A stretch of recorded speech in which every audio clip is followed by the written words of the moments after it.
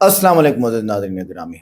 मोदी साहब बड़े जोश में हैं और इंडिया की आवाम को इतना जोश में लाए हुए हैं कि बस अब जिसने अटैक किया उसकी खैर नहीं, और होना भी यही चाहिए। लेकिन लेकिन मोदी के इस बयान के बाद फिर इमरान प्रतापगढ़ी साहब का जो यहाँ हम नज़्म लेके आए हैं, ख़ानदार मज़ेदार, आपको मज़ा आएगा।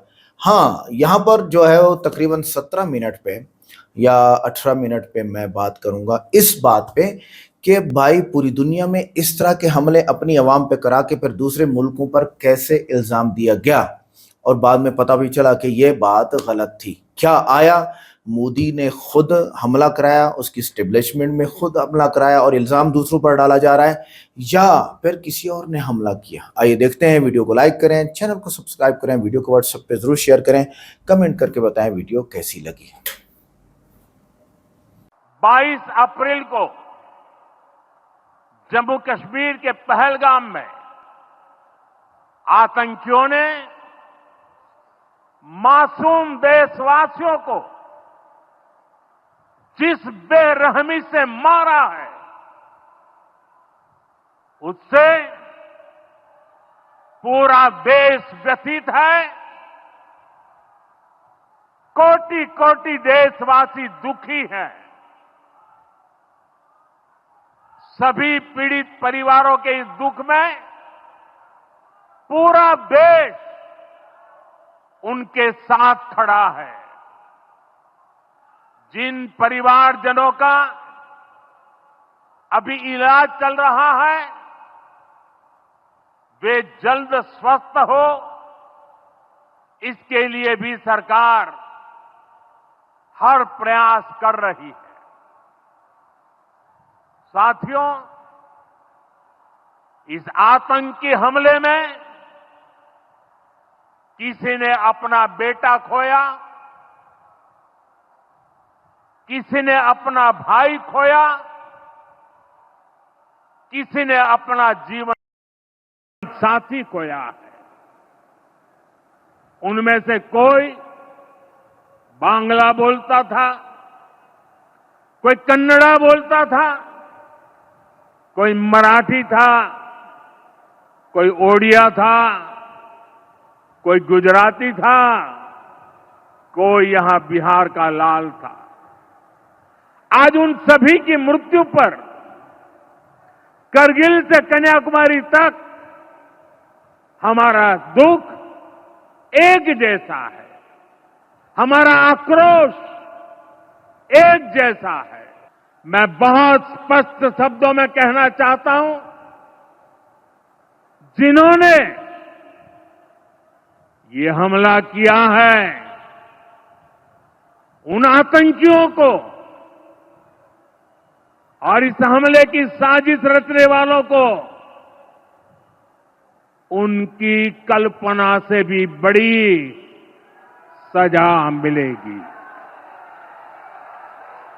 सजा मिलकर के रहेगी।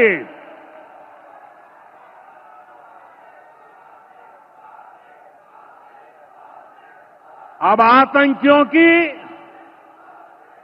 बची खुची जमीन को भी मिट्टी में मिलाने का समय आ गया है।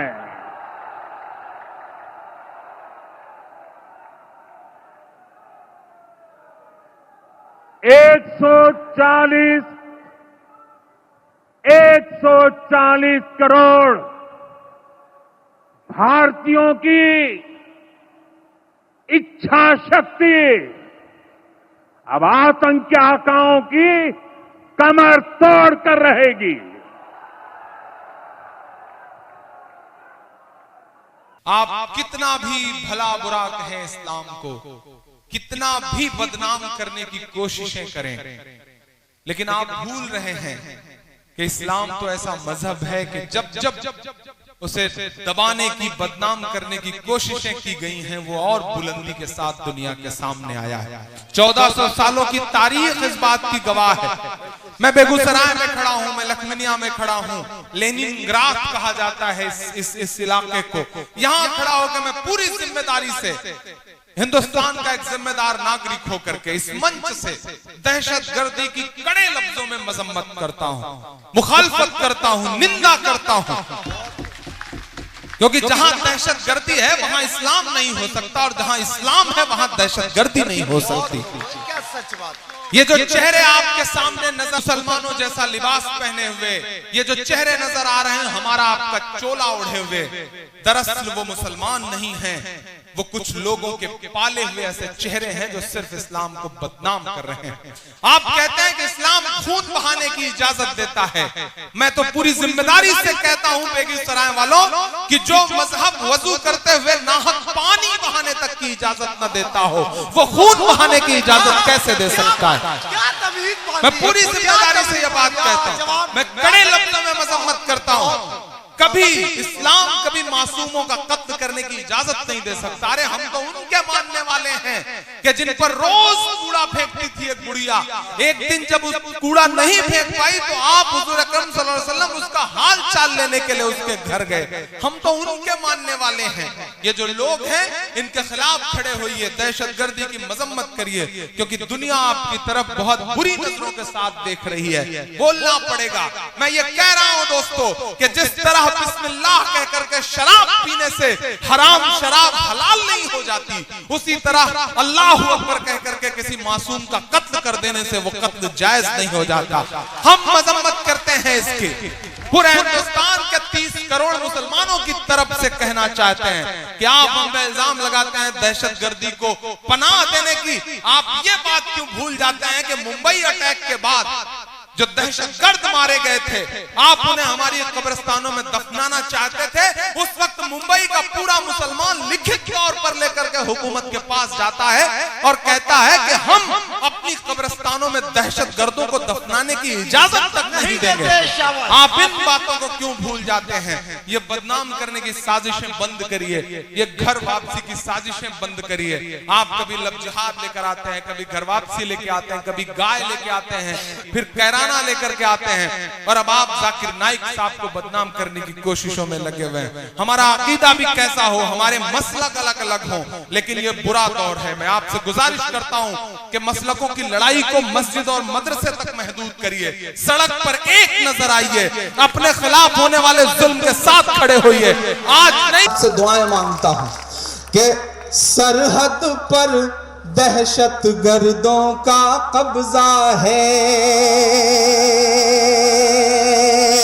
सरहद पर दहशत गर्दों का कब्जा है, मुल्क पे झूठे हमदर्दों का कब्जा है, मुल्क पे झूठे हमदर्दों का कब्जा है। एक के बदले 10 सर की उम्मीद न रख। एक शायर का गुस्सा बोल रहा है, अगर आपके भी दिल का गुस्सा यही हो तो इसे तालियों में बदल के पहुंचाइएगा दिल्ली तक। मैं पढ़ता हूं, मैं हिम्मत करता हूं, मुझको जालिम का तरफदार नहीं लिख सकते, कम से कम वो मुझे लाचार नहीं लिख सकते। जहां हथेली पे लिए बोल रहा हूं जो सच, उसको इस देश के अखबार नहीं लिख सकते, उसको इस देश के अखबार नहीं लिख सकते। मैं हिम्मत करता हूं, लेकिन आपकी दुआओं के भरोसे हिम्मत करता हूं कि सरहद पर दहशत गर्दों का कब्जा है, मुल्क पे झूठे हमदर्दों का कब्जा है। एक के बदले 10 सर की उम्मीद न रख, देना मेरा साथ। एक के बदले 10 सर की उम्मीद न रख, दिल्ली तुझ पर नामर्दों का कब्जा है, दिल्ली तुझ पर नामर्दों का कब्जा है।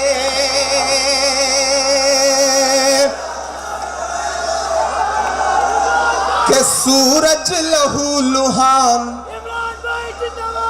बहुत शुक्रिया, सूरज लहू लुहान पड़ा है चाहत का,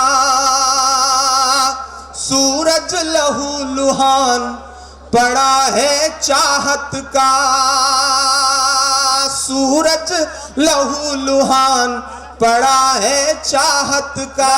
साहिब रोशनदान की बातें करते हैं। एक कश्मीर संभाले नहीं संभलता है और बलूचिस्तान की बातें करते हैं, और बलूचिस्तान की बातें करते हैं।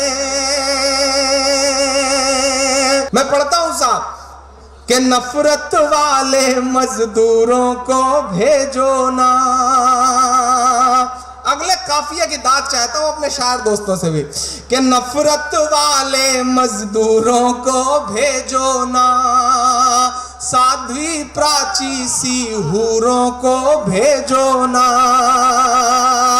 गाय के नाम पे जो आतंक मचाते हैं, सरहद पर उन लंगूरों को भेजो ना, सरहद पर उन लंगूरों को भेजो ना, सरहद पर उन लंगूरों को भेजो ना। और 4 फरमाइश के मिसरे हैं, मैं वो पढ़ दूं, उसके बाद एक नज्म सुनाता हूं इंशाल्लाह। 4 मिसरे पढ़ता हूं। अभियान आज भी शुरू है साहब। आज तो अतर मुबारकबाद दूं मैं, मोहब्बतों की एक नई शुरुआत होने जा रही। इस साल की आईएएस की टॉपर टीना डाबी और सेकंड टॉपर अतरुल शफी आपस में शादी करने जा रहे हैं। मुबारकबाद देता हूं कि मोहब्बतों की एक नई फजा शुरू हो रही है।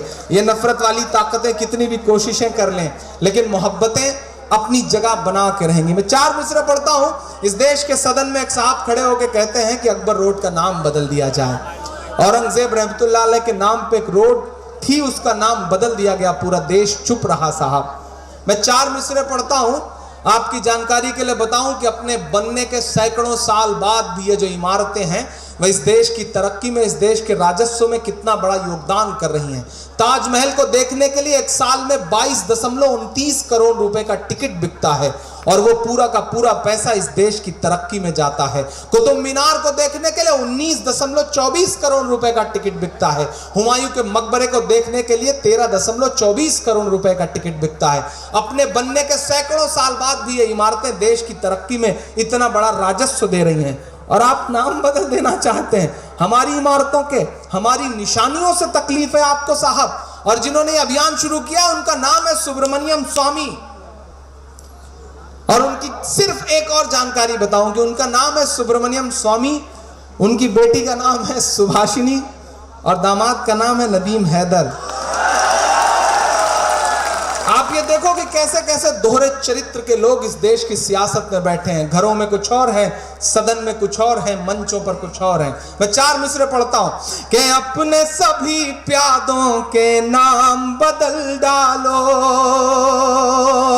तारीखी यादों के नाम बदल डालो। ठीक है साहब, छूट देता हूं आपको कि अपने सभी प्यादों के नाम बदल डालो, तारीखी यादों के नाम बदल डालो।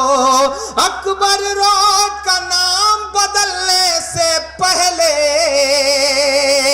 आपके जज्बे को अगर मिसरे में पिरो सका हूं तो मेरा समर्थन करना कि अकबर रोड का नाम बदलने से पहले अपने दामादों के नाम बदल डालो, अपने दामादों के नाम बदल डालो, तारीखी यादों के नाम बदल डालो। एक नज्म सुना रहा हूं साहब, आपने सुनी नहीं है, बिल्कुल नई सी है। आपके यहाँ इम्तिहान में कॉपी जचवाने की कोशिश करूंगा, लेकिन उससे पहले मैं सलाम करूंगा आज भीड़ में व्यवस्था बनाने में, या फिर पूरी रात दिलचस्पी के साथ मुशायरा सुनने में जब पुलिस के सिपाही और पुलिस के अधिकारी यहाँ मौजूद हैं, उन्हें खास तौर से सलाम करूंगा। वर्दी को लेकर के आपके मन में चाहे जो भ्रांतियां हो, चाहे जो गलत फहमियां हो, लेकिन जब मैं इस वर्दी की तरफ देखता हूं तो मेरी आंखों में शहीद हेमंत करकरे का चेहरा आता है। जब मैं इस वर्दी की तरफ देखता हूं तो मेरी आंखों में शहीद तंजील अहमद का चेहरा आता है। जब मैं इस वर्दी की तरफ देखता हूं तो मेरे प्रतापगढ़ में वर्दी में लिपटी हुई शहीद जियाउल हक का चेहरा मेरी आंखों के सामने आ जाता है। मैं इसलिए भी एहतराम करता हूं, आप अपने घरों में सुकून से इसलिए सोते हैं क्योंकि ये लोग अपनी रातें कुर्बान करते हैं। मैं सलाम करूंगा, अच्छे बुरे लोग हर जगह हैं, लेकिन जो अच्छे लोग हैं उनकी तारीफें होना चाहिए, वरना बुराइयां हमेशा हावी रहेंगी। मैं एक नज़्म सुनाता हूं अच्छे लोगों की बात है, अच्छे दिनों की बात है, चारों तरफ अच्छे दिनों की चर्चा है।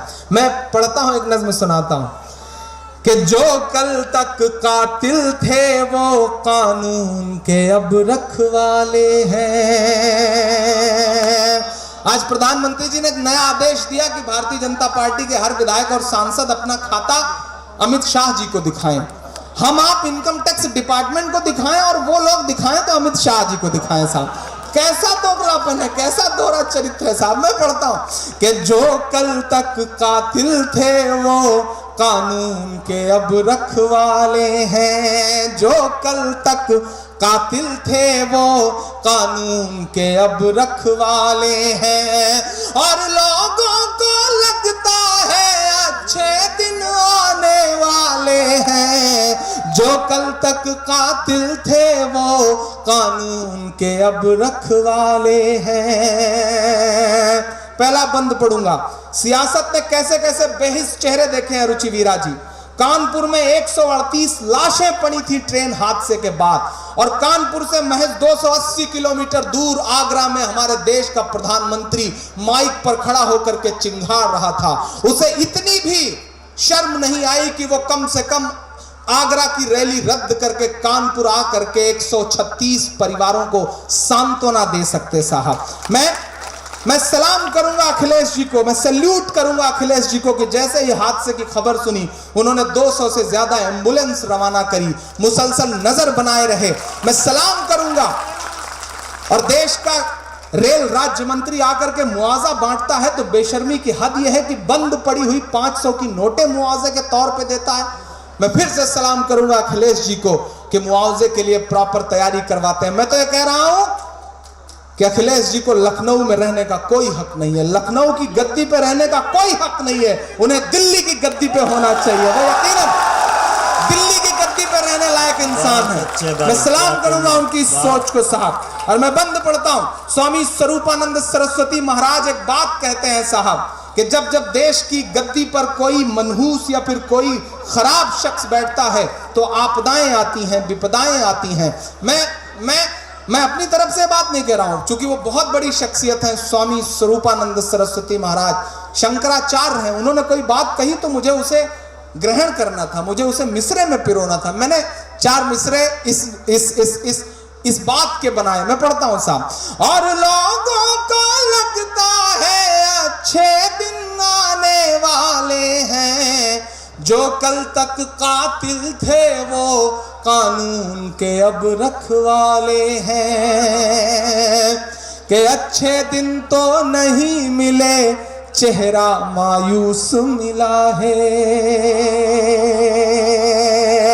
अच्छे दिन तो नहीं मिले, चेहरा मायूस मिला है। लफ्फाजी करने वाला उम्दा जासूस मिला है। लफ्फाजी करने वाला उम्दा जासूस मिला है। दाल की कीमत देखो 200 के उस पार खड़ी है। अब अगला मिसरा अगर सच में मेरी हिम्मत का हो तो एक एक हाथ हवा में उठ जाए कि दाल की कीमत देखो 200 के उस पार खड़ी है। जब से भारत की गद्दी को एक मनहूस मिला है। जब से भारत की गद्दी को एक मनहूस मिला है। कितने भोले, कितने भोले खुशफहमी पाले हैं। बेचारों को लगता है अच्छे दिन आने वाले हैं। बेचारों को लगता है अच्छे दिन आने वाले हैं। आखिरी बंद पढ़ता हूं इस नज्म का साहब कि अच्छे दिन। तो नाज़रीन गिरामी, आखिरी बंद भी सुनते हैं जनाब प्रतापगढ़ी साहब का, और आखिरी बंद कमाल का है। लेकिन यहाँ पर मैं कुछ बातें अर्ज करता चलूँ कि देखें, जो हुआ पहलगाम में ये बुरा है, क्योंकि इस्लाम कहते हैं, अल्लाह ताला फरमाता है, गॉड फरमाते हैं कि मन कतल नफ्सन बेगैर नफ्सिन और फसादिन फिल अर्द फकअन्नमा कतबन्नास कतलन्नास जमीआ कमा क़ाल अल्लाह तबारक। जिसने किसी भी एक शख्स को कत्ल किया, चाहे वो मुस्लिम है, चाहे यहूदी है, ईसाई है, हिंदू है, पारसी है, कोई भी है, गोया कि उसने सारी इंसानियत को कत्ल कर डाला। इस वक्त 8 अरब 8 बिलियन लोग हैं ज़मीन के ऊपर, उनको सबको कत्ल करने के बराबर गुनाह है, पाप है। तो हम कंडेम करते हैं, एक बात ये। दूसरी बात ये है कि इस वक्त इंडियन मीडिया तो इल्ज़ाम लगाया जा रहा है किसी और मुल्क पे, लेकिन सवालात भी तो उठ रहे हैं, उनके जवाबात क्यों नहीं देते? कैसे इस जगह पे लोग आए, गन्स के साथ आए, असलहा के साथ आए, उन्होंने कैसे टारगेट किया, कैसे मारा, फलां फलां फलां, यानी कि हजारों सवाल हैं जिसका एक ही जवाब है कि कोई जवाब नहीं दे रहा। पहली कमजोरी तो ये है इंडियन मीडिया की और मोदी जी की। मोदी जी मुक्खा लहराते हैं, मोदी जी जवाब क्यों नहीं देते इन बातों का? मोदी ने एक बात की कि अब इनकी बची कुची जमीन को हड़प करने का वक्त आ गया। इसीलिए तो आपने खुद हिंट दे दिया ना कि ये हमने पहलगाम अटैक कराया ताकि मुसलमानों की बची कुची जमीन को 9 लाख हेक्टर जमीन, उफ थोड़ी नहीं है, और वो हर जमाने के मुसलमान खरीद खरीद के रखते चले आ रहे हैं। खुदा का खौफ नहीं है आपको, सिर्फ सियासत ही सब कुछ है, मरना नहीं है, मरने के बाद हिसाब किताब नहीं देना है। कितनी बड़ी गलती है और कितनी बड़ी गलत सियासत है इंडियन सियासत, हैरान होता हूं मैं। ये बात हुई। अब आते हैं इस तरह के एग्जाम्पल के अपने ही मुल्क में अपने ही बंदों। अब देखो, उन्होंने अपने बंदे थोड़ी मारे हैं, उन्होंने सयाह जो लोग टूरिस्ट थे उनको मारा है, अपने मुल्क का नुकसान नहीं हुआ। सवाल है कि अपने मुल्क का कोई नुकसान नहीं हुआ। जो लोग बाहर मुल्क से आए हुए थे, हाँ मेरे ख्याल से इंडियन में मारे गए हैं। आगे चले, मैं भूल गया था। बहरहाल अब इस तरह के अटैक जो अपने मुल्क अपने कंट्री के लोगों पर करा के इल्ज़ाम दूसरों पर देने की क्या क्या एग्जाम्पल आपको मिलती हैं, ये मैं देता आ रहा हूं। तारीख 2 अगस्त 1964 1964 वाकया, अमरीकी बहरी जहाज USS मेडॉक्स पर मुबैना तौर पर शुमाली वियतनाम की तरफ से हमले का इल्ज़ाम आया, अमेरिका ने लगाया था। नुकसान कोई बड़ा जाने नुकसान नहीं, इल्ज़ाम शुमाली वियतनाम पर लगा दिया। बाद में हकीकत में अमरीकी दस्तावेज़ात से मालूम हुआ कि हमला कोई सबूत था ही नहीं, हमला हुआ ही नहीं, बल्कि झूठी खबर वियतनाम पर जंग छेड़ दी गई और वो इसी खबर के बलबोते पर जंग ही छेड़ गई। दूसरा एग्जाम्पल मैं आपको अफगानिस्तान में देता हूँ, 2001 में, और 9/11 जो हुआ अमेरिका के अंदर, उसमें भी तो इतने सवालात उठे हैं कि भी आपके जहाज इतने गैर महफूज थे, आप सुपर पावर हैं और आपके प्लेन्स जो है वो खुद जाके टक्कर मारते हैं आपके वर्ल्ड ट्रेड सेंटर्स को। 2 बिल्डिंग्स थी, आप जाके सर्च करें आपको सारा मिलेगा, और दुनिया देखती रह गई। और इल्ज़ाम अफगानिस्तान पे, जिसके पास चटाई बुनने के लिए खजूर के दरख्त नहीं हैं, जिनके पास चाय पीने के लिए चीनी नहीं थी उस दौर में। हमारे लोग कई उस वक्त आते जाते थे, हमें बताते थे यार चीनी नहीं मिलती वहाँ पे पानी नहीं है कि वो एग्रीकल्चर को प्रमोट कर सकें। ये उस वक्त की बात कर रहा हूँ, 2000 की। और वो लोग जिनके पास पैंट शर्ट नहीं है, वो सादा सा लिबास पहन के, काली पगड़ी पहन के, ओ भाई दाढ़ी मूंदने के लिए ब्लेड्स नहीं थे उनके पास उस वक्त। जी दाढ़ियां इसलिए रखते थे वो, ठीक चीज़ है कि मुस्लिम कल्चर है भाई। वो लोगों के पास रोड्स नहीं थे और वो आते हैं इतनी बड़ी प्लानिंग करके आपके 9/11 को गिरा देते हैं।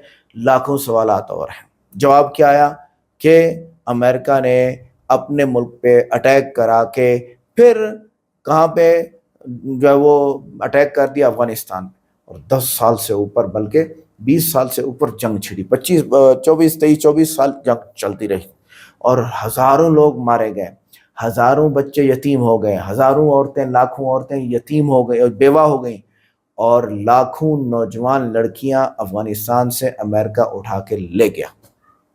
मैं और क्या बोलूं यार, मैं और क्या बोलूं। इस तरह के 9 अटैक्स और हैं जो मैं आखिर में बयान करता हूं। आइए देखते हैं वीडियो को। प्रतापगढ़ी साहब छाए हुए हैं इस वक्त।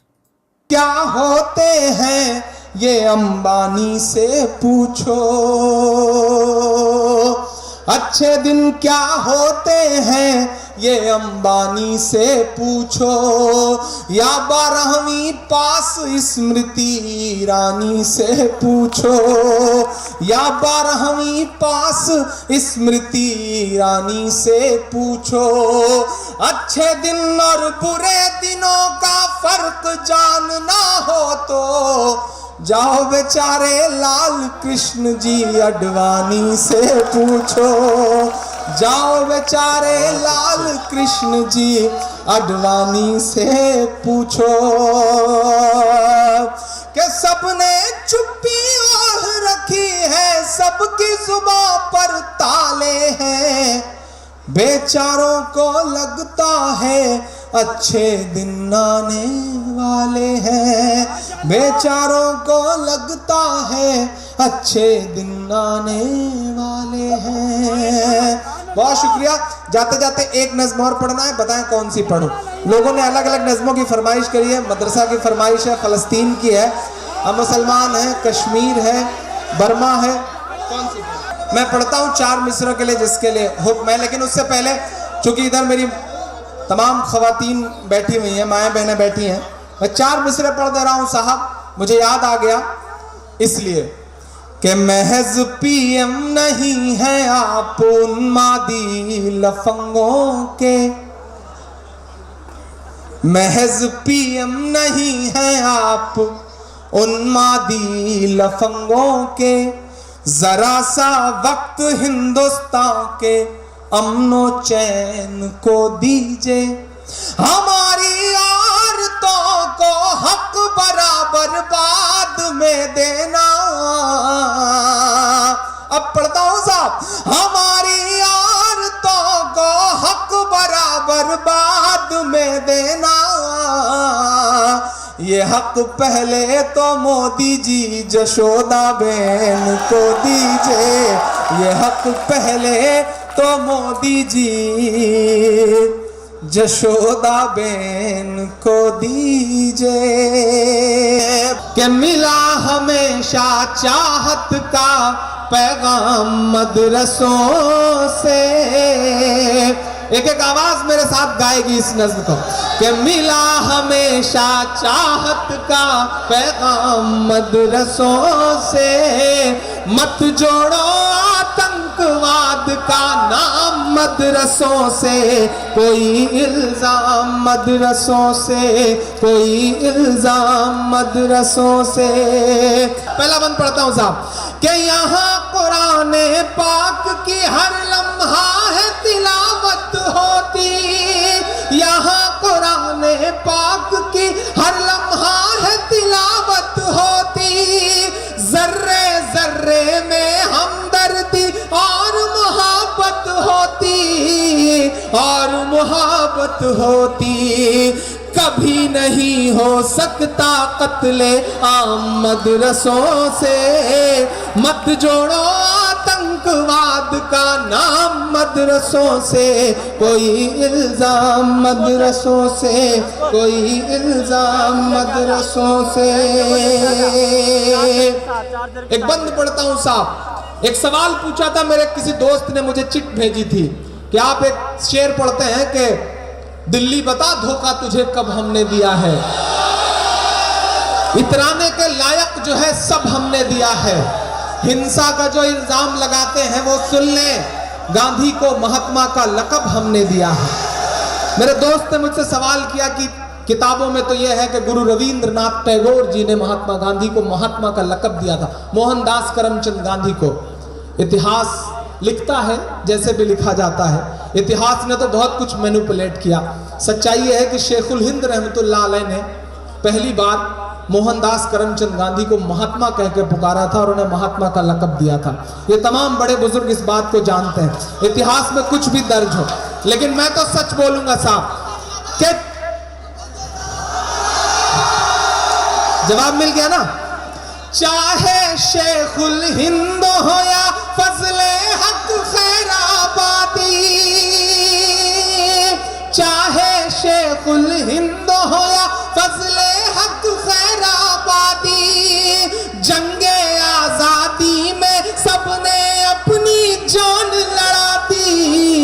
अपनी जान लड़ा दी, मिला हमें आजादी का इनाम मदरसों से, मत जोड़ो आतंकवाद का नाम मदरसों से, कोई इल्जाम मदरसों से, कोई इल्जाम मदरसों से।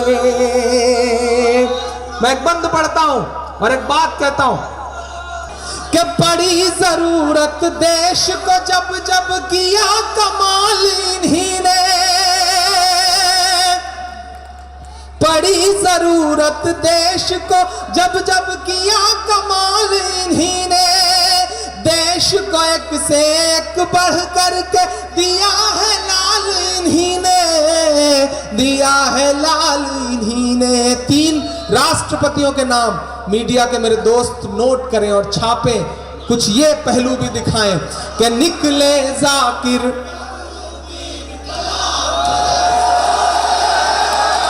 बहुत शुक्रिया, बहुत मोहब्बत है।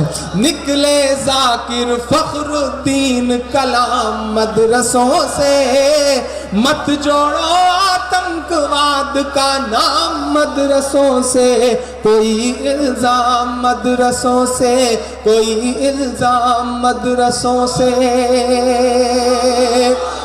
मैं आखिरी बंद से पहले का बंद पढ़ता हूं साहब, सुनिए। 57 की जंग के बाद अंग्रेजों को लगा कि हिंदुस्तान पे हुकूमत बहुत मुश्किल है, हुकूमत करना है तो मुसलमानों को मिटाओ, मुसलमानों को मिटाना है तो कुरान मिटाओ। आपके आसपास के तमाम इलाके मेरे इन मिस्रों के गवाह हैं साहब कि अंग्रेजों ने एक साथ सैकड़ों उलेमा को फांसियां दी और यह कहा कि इनकी लाश तब तक मत उतरने देना जब तक आवाम के दिल से क्रांति का, इंकलाब का भूत न उतर जाए। इतनी कुर्बानियां दी हैं साहब।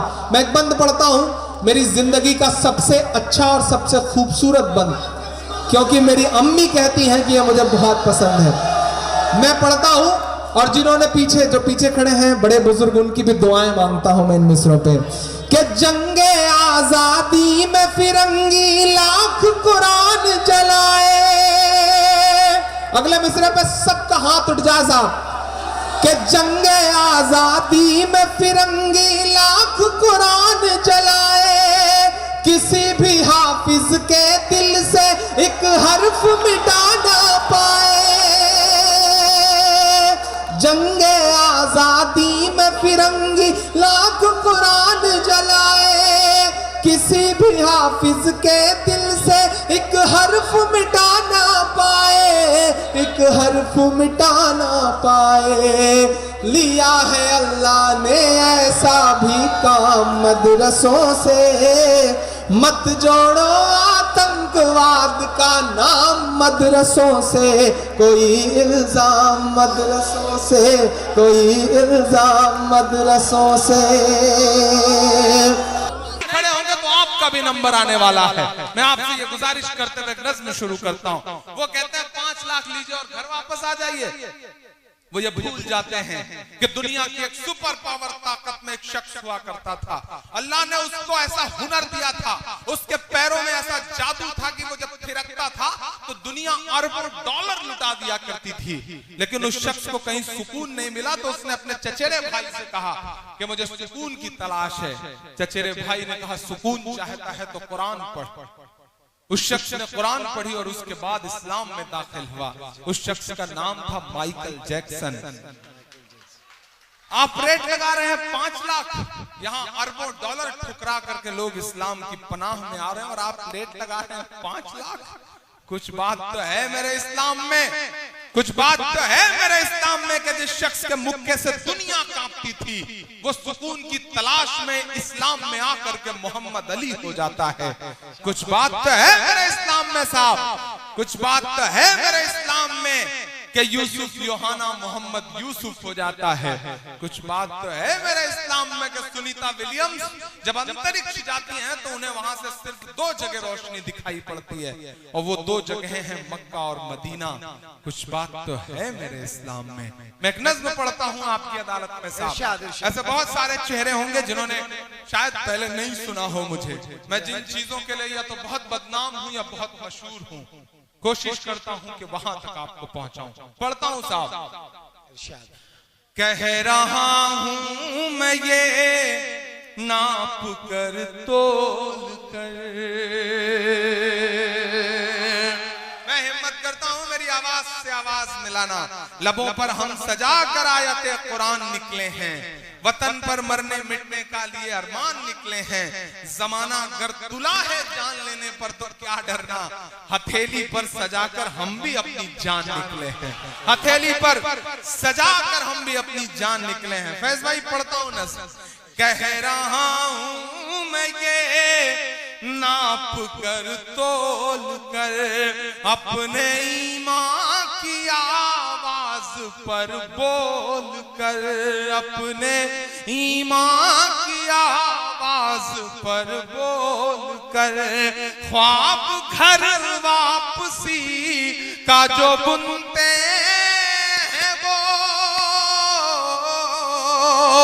ख्वाब घर वापसी का जो बुनते हैं वो, मेरी धड़कन सुने कान को खोल कर, मेरी धड़कन सुने कान को खोल कर।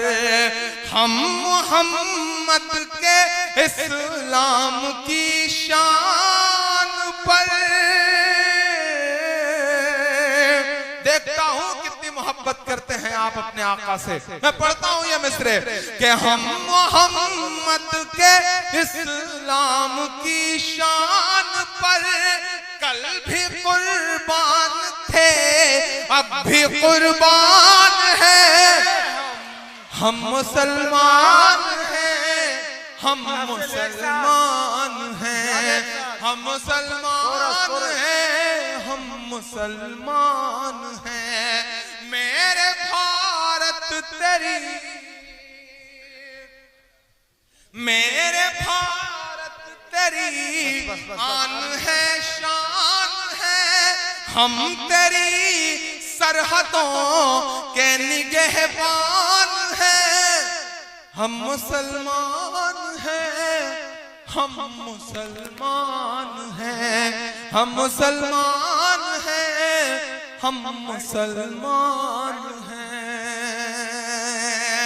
पहला बंद पढ़ता हूं इस नज़्म का साहब कि हम तो फारस अरब से भी आए नहीं। मुझे याद है जब मैंने बचपन में आंखें खोली थी, घुटनों के बल चलता था मैं उबैद भाई, तो मेरे पड़ोस में भगवती मिश्रा चाचा होते थे, मेरे पड़ोस में सीताराम जी होते थे। कभी कभी मैं सड़क पार करते हुए जब मेरे पैर लड़खड़ाते थे तो मेरी उंगली पकड़ के मुझे सड़क पार करवाते थे। हमने ऐसे माशरे में आंखें खोली हैं। ये कौन लोग हैं जो टिकट लेकर के घूम रहे हैं कि पाकिस्तान चले जाइए। अब की जो फैसला होगा वो यहीं पर होगा। अब कि हम दूसरी हिजरत नहीं होने वाली, हमसे अब दूसरी हिजरत नहीं होने वाली। अब ये जो लोग हैं जो कहते हैं साहब कि हिंदुस्तान हमारा है, आपका क्या है, मैं उनसे चीख करके कहता हूं कि आप बाय डिफॉल्ट हिंदुस्तानी हैं। गिरिराज साहब आप बाय डिफॉल्ट हिंदुस्तानी हैं, हम बाय चॉइस हिंदुस्तानी हैं। हमने चुना है हिंदुस्तान को, हमारा हक 2 गुना है इस मुल्क पर। हमने चुना है, हम चाहते तो पुरखों के साथ जो बंटवारे के लोग थे उनके साथ जा सकते थे, लेकिन नहीं गए। हमने इस मिट्टी में अपनी सांसों को दफन करना कबूल किया, हम गए नहीं। हमारा 2 गुना हक है साहब। मैं मिसरे पढ़ता हूं कि हम तो फारस अरब से भी आए नहीं, तेरे अपने हैं हम तो पराए नहीं, तेरे अपने हैं हम तो पराए नहीं। इस तरह से सितम हम पे ढाए गए,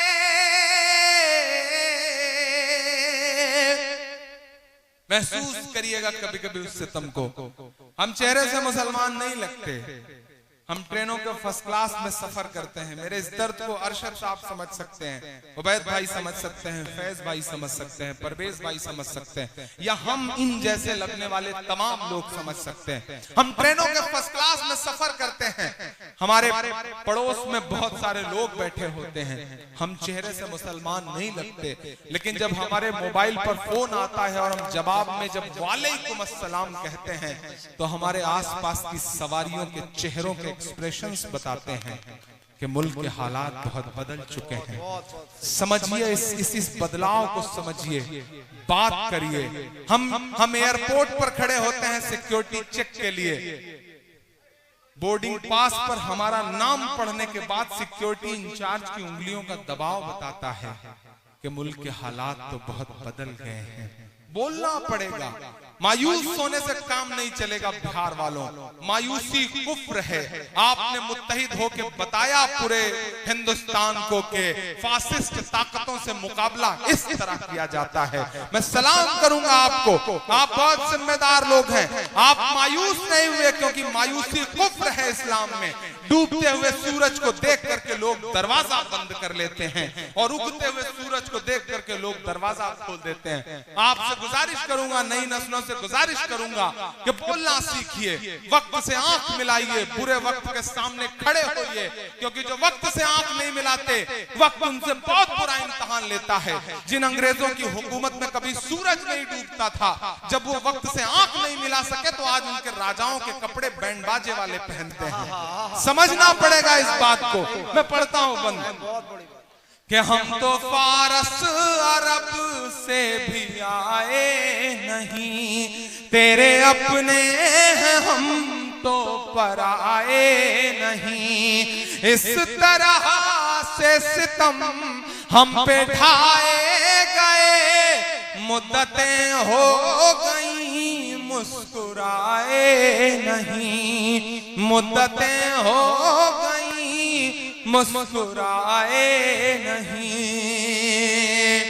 पटना से लेकर के दिल्ली तक इमरान प्रतापगढ़ी के मिसरों की गवाह हैं हिंदुस्तान की हजारों इमारतें कि मेरे पुरखों की जागीरदारी है ये।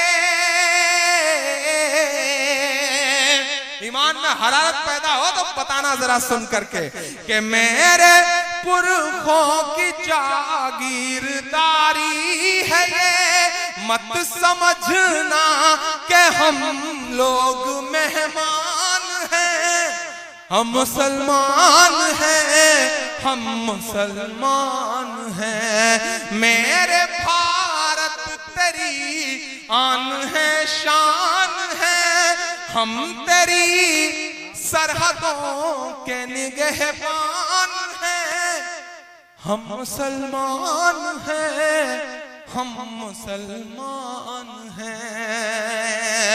आखिरी बंद पढ़ता हूं इस नज्म का। घर वापसी, घर वापसी, घर वापसी। स्वामी जी, योगी जी, प्राची जी, कराना है घर वापसी तो मैं 2 नाम गिना रहा हूं। अगर करा सकिए तो उनकी करवाइए।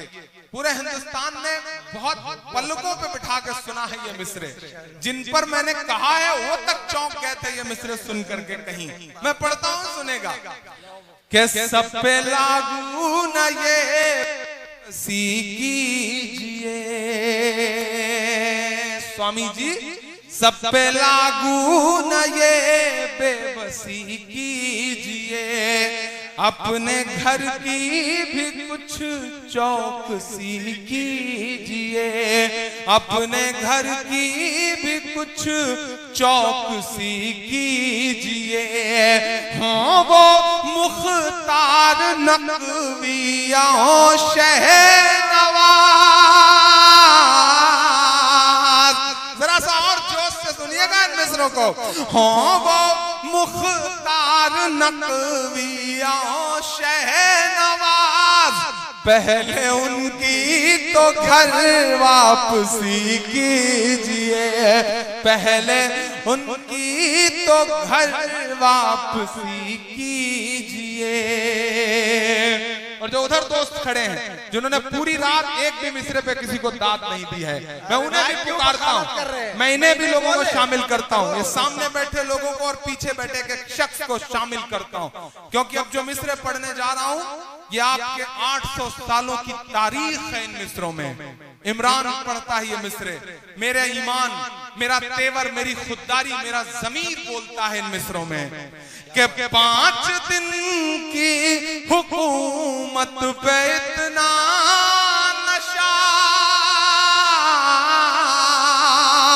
एक एक हाथ तो यहां से वहां तक कसम है, एक एक हाथ हवा में उठा हुआ नजर आना चाहिए इन मिसरों पे कि 5 दिन की हुकूमत पे इतना नशा, 5 दिन की हुकूमत पे इतना नशा, हम तो वो हैं जो सदियों से सुल्तान हैं, हम मुसलमान। तो नाज़रीन गिरामी, 5 दिन की हुकूमत पे इतना नशा मोदी के 5 साल को बोला है इमरान प्रतापगढ़ी साहब ने। अब कहने का मकसद ये है कि भी हम टीपू सुल्तान हैं या हम सदियों से सुल्तान हैं, तो मुसलमानों ने इतना ज़्यादा वहाँ पे हुकूमत की है और इंडिया में, और आज तक हिंदुइज़्म और हिंदू मौजूद हैं, तो मुसलमान जालिम नहीं थे यार। ये बस बात ये है ना कि हर बार जब इलेक्शन लड़ने होते हैं तो हर बार मोदी ये करता है ताकि मुझे वोट मिले, और हिंदू वोट देंगे और मुस्लिम जो है वो पीछे रह जाएंगे। बस अब आते हैं कि वो लोग जिन्होंने अपने मुल्क में खुद कार्रवाइयाँ करके और दूसरों पे इल्ज़ाम डाला, उनको देखते। फ्लोरेंस बम धमाका इटली, तारीख 9 अप्रैल 1956, जगह फ्लोरेंस इटली, वाक़या अवामी जगह पर बम धमाका। मैं सबूत देता हूँ आगे। नुकसान के अफराद जख्मी और हलाक हुए, इल्ज़ाम कम्युनिस्टों पर लगाया गया। बाद में तहकीकात से पता चला कि दाएं बाजू फाशिस्टों ने खुद करवाया था ताकि कम्युनिस्टों को बदनाम कर सकें। एग्जाम्पल मैं इसका हवाला देता हूँ इन सब का। पुलवामा हमला इंडिया, तारीख 14 फरवरी 2019, जगह जम्मू और कश्मीर इंडिया, वाक़या एक खुदकुश हमला आवर ने CRPF के काफिले पर हमला करके धमाका किया, 40 भारतीय फौजी हलाक हुए। फौरी तौर पर पाकिस्तान पर डाल दिया गया इल्ज़ाम, और कुछ भारतीय सहाफ़ियों और अपोजिशन लीडरों ने मुतालबा किया कि हमले की शफाफ तहकीकात की जाए क्योंकि कई शवाहिद मुतनाज़ निकले। मैं आपको सारा सबूत देता हूँ आगे। अच्छा, रेक्सटाग फायर जर्मनी, तारीख 27 फरवरी 1933, बर्लिन जर्मनी, जर्मन पार्लियामेंट रेक्सटाग को आग लग गई और इमारत को शदीद नुकसान पहुंचा। कम्युनिस्टों पर इल्ज़ाम डाला गया और मजबूत शवाहिद सामने आने के बाद नाजी पार्टी ने खुद ये आग लगवाई ताकि मार्शल लॉ नाफिज करके इक़्तिदार पर कब्जा किया जाए। ये मैंने थोड़े से एग्जाम्पल लिए, इंटरनेट भरा हुआ है इस चीज़ से। भाई किधर हो आप? तो क्यूबा USS माइन, 15 फरवरी 1898, हवाना क्यूबा, अमरीकी बहरी जहाज USS माइन में ज़ोरदार धमाका हुआ, 260 से ज़ायद अमरीकी फ़ौजी हलाक हुए। हिस्पानी हुकूमत पर इल्ज़ाम डाला गया। बाद की तहकीकात से अंदाज़ा हुआ कि धमाका जहाज़ के अंदरूनी तकनीकी मसले की वजह से हुआ, न कि हिस्पानवी हमले से हुआ। अच्छा जी, 1962 अमेरिका में मंसूबा बनाया गया था कि अमेरिकी शहरियों पर बम हमले और जेली हाईजैकिंग करवाकर इल्ज़ाम क्यूबा पर डाला जाए। चूँकि ये मंसूबा लीक हो गया, इस पर अमल नहीं हुआ। अगर होता तो क्यूबा पर इल्ज़ाम डाला जाता। दस्तावेज़ात के ज़रिए इंकशाफ हुआ कि ये अमरीकी फ़ौजी हुकाम ने खुद साख्ता मंसूबा बनाया था। मैं आपको कहता हूँ इंटरनेट भरा हुआ है कि ये मैं बस अवाम यार पिस रही है, अवाम का बड़ा मैं वो करता हूँ। तौबा। मुंबई हमले इंडिया, 26 नवंबर 2008, मुंबई इंडिया में हुआ। शहर के मुख्तलिफ हिस्सों में मुसल्लह हमले, होटलों पर फायरिंग और धमाके। 166 अफराद हलाक, 300 से ज़्यादा जख्मी। फौरी तौर पर पाकिस्तान पर इल्ज़ाम डाला गया। कुछ भारतीय अफसरान और रिटायर जजेस ने यह सवाल उठाया कि इंटेलिजेंस नाकामी या अंदरूनी मिलीभगत का भी इम्कान है। तो बहुत सारे इस तरह के वाक़यात हैं। अच्छा, 20 फरवरी 2014, कीव यूक्रेन मुजाहिरीन पर फायरिंग की गई जिसमें दर्जनों अफराद मारे गए, 100 से ज़्यादा अफराद हलाक हुए। यूक्रेनी हुकूमत पर इल्ज़ाम डाला गया। गैर जानिबदार रिपोर्ट्स के मुताबिक कुछ फायरिंग खुद मुजाहिरीन के अंदर से हुई थी ताकि हुकूमत पर इल्ज़ाम डाला जाए। नंबर 9, इंडोनेशिया 12 अक्टूबर 2002, बाली इंडोनेशिया, नाइट क्लब पर बम धमाका हुआ, 202 अफराद हलाक, बेशतर गैर मुल्की सयाह। इल्ज़ाम मुसलमान इंतहा पसंद ग्रुपों पर डाला गया। हकीकत कुछ रिपोर्ट्स और तज्जिए इशारा करते हैं कि इंडोनेशियन इंटेलिजेंस के पास अनासर मुमकिन तौर पर मुलव्वस हो सकते हैं ताकि आलमी हमदर्दी हासिल की जाए। एड्स लेना। श्रीलंका ईस्टर बम धमाके 21 अप्रैल 2019, कोलंबो और दीगर शहरी श्रीलंका, चर्चेज और होटलों में बम धमाके, 269 अफराद हलाक, 500 से ज्यादा जख्मी। मकामी मुसलमान ग्रुपों पर इल्जाम डाला गया। वाह वाह, कमाल है, कमाल है, कमाल है।